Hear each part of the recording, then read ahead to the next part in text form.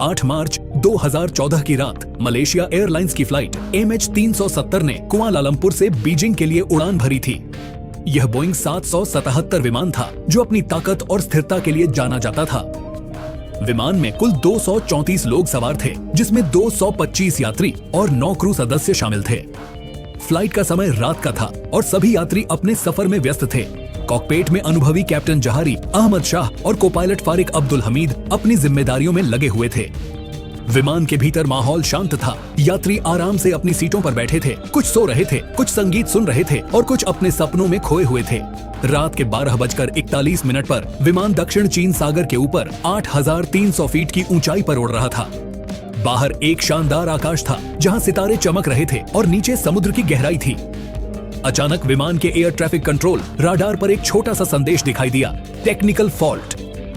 यह चेतावनी कुछ समय के लिए नजर आई, लेकिन किसी को अंदाजा नहीं था कि यह एक गंभीर समस्या का संकेत था। एक के बाद एक विमान के सारे सिस्टम फेल होने लगे और स्थिति अचानक नियंत्रण से बाहर हो गई। फ्लाइट के लगभग 1 घंटे बाद विमान के अधिकांश सिस्टम फेल हो गए। अचानक कॉकपिट में एक छोटा सा धमाका हुआ और एक अजीब सी गंध फैलने लगी। यह जहरीली गैस थी जो पूरी कैबिन में फैलने लगी। कुछ ही सेकंडों में दोनों पायलट बेहोश हो गए। उनके पास कोई समय नहीं था और वे आपातकालीन संदेश भेजने की कोशिश कर रहे थे, लेकिन तब तक विमान रडार से गायब हो गया। कॉकपिट का दरवाजा अंदर से बंद था और बाहर से उसे खोलने का कोई रास्ता नहीं था। इस बीच विमान के अंदर यात्रियों ने अचानक महसूस किया कि कुछ गड़बड़ है। विमान के झटके महसूस होते ही हड़बड़ी मच गई।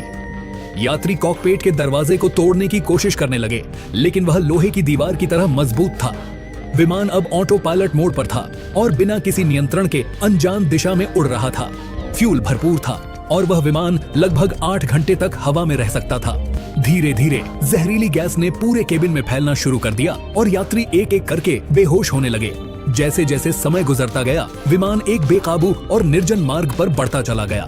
यात्री और चालक दल के सदस्य बेहोश थे और विमान की स्थिति विकट हो गई थी। सुबह के 5:40 पर लगभग 5 घंटे बाद कैप्टन झारी को होश आया। वह दर्द से कराहते हुए कॉकपिट में जागे और जैसे ही उन्होंने बाहर देखा, उनके पैरों तले से जमीन खिसक गई। चारों ओर सिर्फ नीला समुद्र था और दूर दूर तक कोई भी भूभाग नजर नहीं आ रहा था। विमान की स्थिति अब बहुत ही दयनीय थी। डैशबोर्ड पर जलती बत्तियां बता रही थीं कि विमान का फ्यूल खत्म होने वाला था। वह जानते थे कि उनका और उनके यात्रियों का भविष्य अब एक ही दिशा में जा रहा था, मृत्यु की ओर। कैप्टन ने इंटरकॉम पर घोषणा की, हम क्रैश करने वाले हैं। यह शब्द सुनकर यात्रियों ने एक दूसरे को देखा। विमान में अराजकता फैल गई।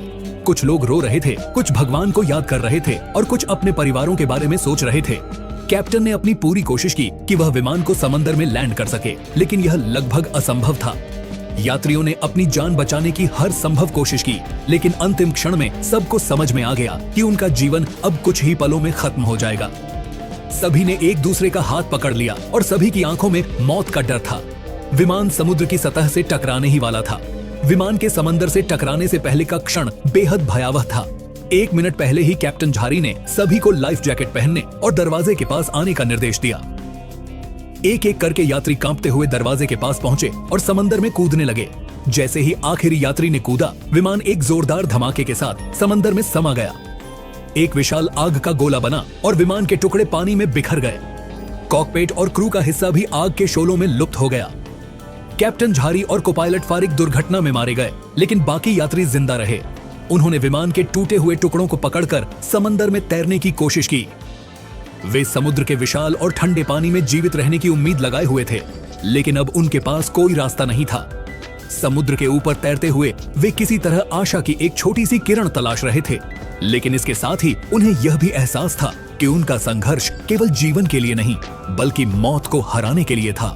समंदर की लहरों में तैरते हुए यात्री उम्मीद के साथ एक दूसरे को सांत्वना दे रहे थे, लेकिन यह स्थिति भयानक और निराशाजनक थी। कोई नहीं जानता था कि उन्हें किस दिशा में जाना चाहिए या क्या वे सुरक्षित रह पाएंगे। पानी की लहरें उन्हें कहीं का कहीं बहाए ले जा रही थीं। पहले दिन की रात में लगभग 10 लोग भूख, प्यास और ठंड से मर गए। बाकी लोग हर हाल में एक दूसरे को जिंदा रखने की कोशिश कर रहे थे। यह एक कड़ी परीक्षा थी जहां हर पल मौत के करीब महसूस हो रहा था। फिर अचानक एक नई उम्मीद मिली। सुबह के समय यात्रियों में से एक आरव के पास एक दूरबीन थी। वह दूर दूर तक नजरें गड़ाए देख रहा था और तभी उसकी नजर एक छोटे से द्वीप पर पड़ी।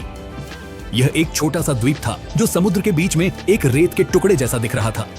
आरव की आवाज में एक नई आशा थी जब वह चिल्लाया, जमीन है, सामने जमीन है। सभी यात्री उस दिशा में देखने लगे। वह छोटा सा द्वीप वास्तव में एक जीवन रक्षक था और सभी ने अपनी पूरी ताकत लगाकर वहां तक पहुंचने की कोशिश की। कुछ घंटों की कठिन मशक्कत के बाद वे द्वीप के करीब पहुंचे। हालांकि द्वीप बहुत छोटा था, सिर्फ 83 मीटर का गोलाकार क्षेत्र, फिर भी यह उनके लिए एक नई उम्मीद बन गया था। लेकिन जब वे द्वीप पर पहुंचे तो वहां का दृश्य बहुत निराशाजनक था। यह द्वीप एक रेतीले टुकड़े के अलावा कुछ नहीं था। 2 नारियल के पेड़ और चारों ओर रेत के सिवा कुछ नहीं था। कोई जंगल नहीं था, न ही पीने के पानी का स्रोत था।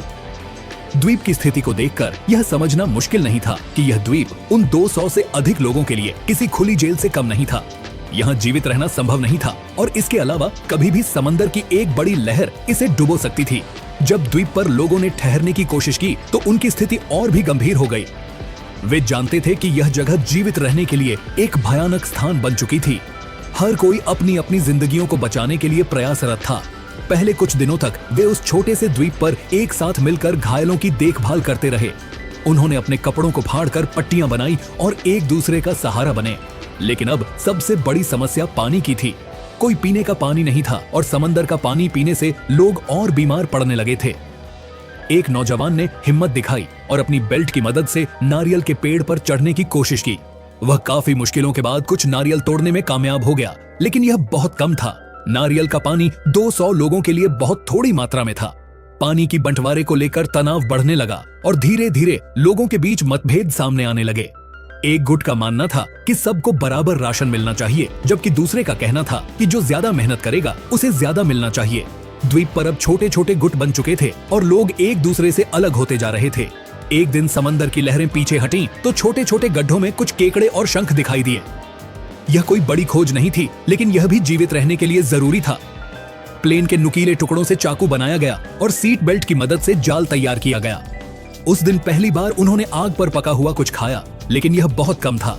यह जीवन का संघर्ष था जो दिन ब दिन और कठिन होता जा रहा था। समंदर में असहनीय स्थिति के बावजूद वे जीवित रहने के लिए लड़ते रहे। लगातार समुद्र की लहरें उनके संघर्ष को कठिन बना रही थीं। द्वीप पर कोई जगह नहीं थी जहां वे आराम से रह सकें। लोग रेत पर बड़े बड़े अक्षरों में SOS लिखने लगे और प्लेन के चमकदार टुकड़ों को इस तरह सेट करने लगे कि सूरज की रोशनी में वे चमकें, ताकि किसी जहाज या विमान का ध्यान आकर्षित किया जा सके। इसके बाद उन्होंने मलबे से तार, पाइप और सीट बेल्ट इकट्ठा करना शुरू कर दिया। कुछ समय बाद उन्होंने बारिश के पानी को इकट्ठा करने के लिए प्लास्टिक शीट से टेंट जैसी संरचना भी बनाई। हर बूंद कीमती थी और सबको यह एहसास था कि उनकी जिंदगियों का सवाल अब हर छोटी सी चीज पर निर्भर था। चौथे दिन जब समुद्र की लहरें थोड़ी शांत हुईं, तो कुछ केकड़े और शंख दिखाई दिए। लोग इनमें से कुछ को पकड़ने में सफल हुए और उनका सेवन किया, लेकिन यह भोजन भी बहुत सीमित था। धीरे धीरे जीवन एक भयानक रूटीन में बदलने लगा, जहां हर दिन नई चुनौतियां सामने आ रही थीं। भूख, प्यास और कुपोषण ने धीरे धीरे उनका शरीर कमजोर कर दिया था, लेकिन उनकी इच्छा शक्ति मजबूत थी और वे कभी हार मानने के लिए तैयार नहीं थे। समंदर और भूख से लाचार होते हुए भी एक नई उम्मीद दिखी। द्वीप पर समय बीतता गया और जीवन एक कठिन संघर्ष बन गया, लेकिन उनकी संघर्ष की भावना खत्म नहीं हुई। जब सर्च ऑपरेशन चल रहा था, कुछ विमान और जहाजों ने उन्हें खोजने की कोशिश की, लेकिन उनका कोई भी सुराग नहीं मिला। फिर भी लोग मानते थे कि एक दिन कोई उन्हें बचा लेगा। 1 महीने के बाद जब द्वीप पर लोग अपनी जान बचाने के लिए संघर्ष कर रहे थे, एक दिन आसमान में दूर से एक जेट विमान की लकीर दिखाई दी। यह लकीर बहुत पतली और दूर थी, लेकिन एक उम्मीद की किरण जगी। लोग अपने बनाए हुए रिफ्लेक्टर से सिग्नल देने लगे। आग जलाकर धुआं करने की कोशिश की, लेकिन विमान बहुत ऊंचा और दूर था। कुछ ही मिनटों में वह विमान उनकी नजर से ओझल हो गया। यह एक उम्मीद का पल था, लेकिन वह जल्दी ही टूट गया। सभी की उम्मीद एक बार फिर समंदर में डूब गई और लोग एक बार फिर निराश हो गए। इस घटना ने यात्रियों को तोड़कर रख दिया। किसी ने उम्मीद छोड़ दी थी तो कुछ मानसिक संतुलन भी खोने लगे थे। एक बार फिर सबका ध्यान सिर्फ अपनी मौजूदा स्थिति पर था। हर सुबह जब लोग उठते तो उन्हें यह देखना पड़ता कि रात में कौन मर चुका था। यह एक ऐसा जीवन था जहां हर पल मौत के करीब महसूस हो रहा था। द्वीप पर हालत और भी गंभीर हो गई थी।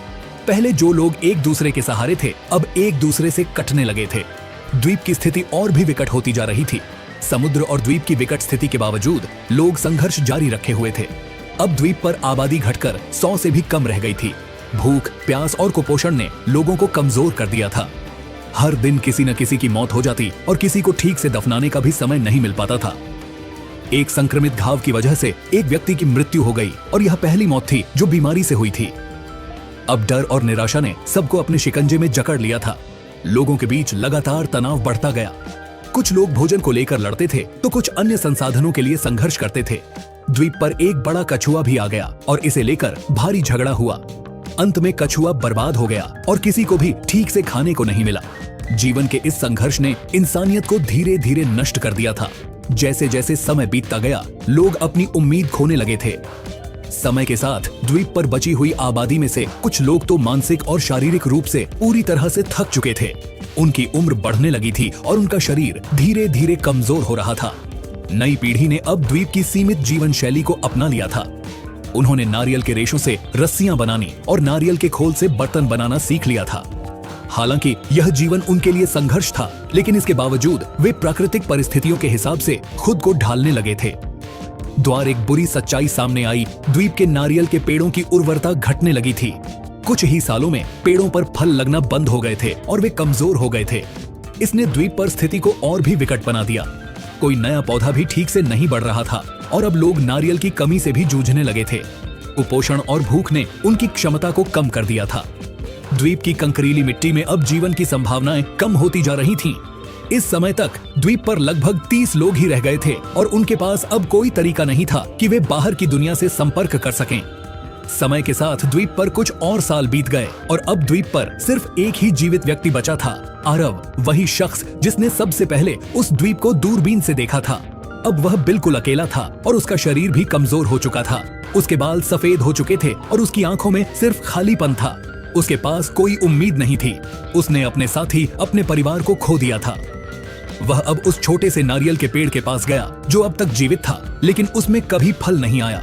उसने आखिरी बार उस पेड़ के नीचे लेटकर अपनी आंखें बंद कर दी। वह आखिरी सांस लेने से पहले उसने अपने संघर्ष को याद किया। प्लेन का उड़ना, वह धमाका, समंदर, द्वीप, लड़ाई, मौतें, छोटी छोटी खुशियां और वह कभी खत्म न होने वाला इंतजार। लेकिन अब उसकी उम्मीद खत्म हो चुकी थी। आरव की सांसें धीरे धीरे धीमी होती गईं और अंततः उस द्वीप पर एक और जीवन खत्म हो गया। कई सालों बाद एक टूरिस्ट बोट गलती से उस द्वीप के पास पहुंची। बोट के कैप्टन ने दूरबीन से कुछ अजीब देखा और द्वीप पर उतरने का निर्णय लिया। जब उन्होंने द्वीप पर देखा तो उनका दिल दहल गया। पूरा द्वीप इंसानी कंकालों से भरा पड़ा था और वहां कोई भी जीवित नहीं बचा था। शेल्टर टूटे हुए थे और हड्डियां हर जगह बिखरी पड़ी थीं। वहां उन्हें एक टूटा हुआ फोन मिला जिसकी पीठ पर एक शब्द लिखा था, हम 370 से हैं। हमने कोशिश की। जिंदगी ने इन 234 लोगों को एक और मौत दी। उनका संघर्ष और साहस जो कभी जीवित रहने के लिए था, अब एक भयानक सच्चाई बन चुका था। द्वीप पर उनका संघर्ष खत्म हो चुका था, लेकिन उनका आत्मबल, उनकी हिम्मत और उनकी सबसे बड़ी हार का प्रतीक वह सूखा हुआ पेड़ था जो कभी फल नहीं दे पाया।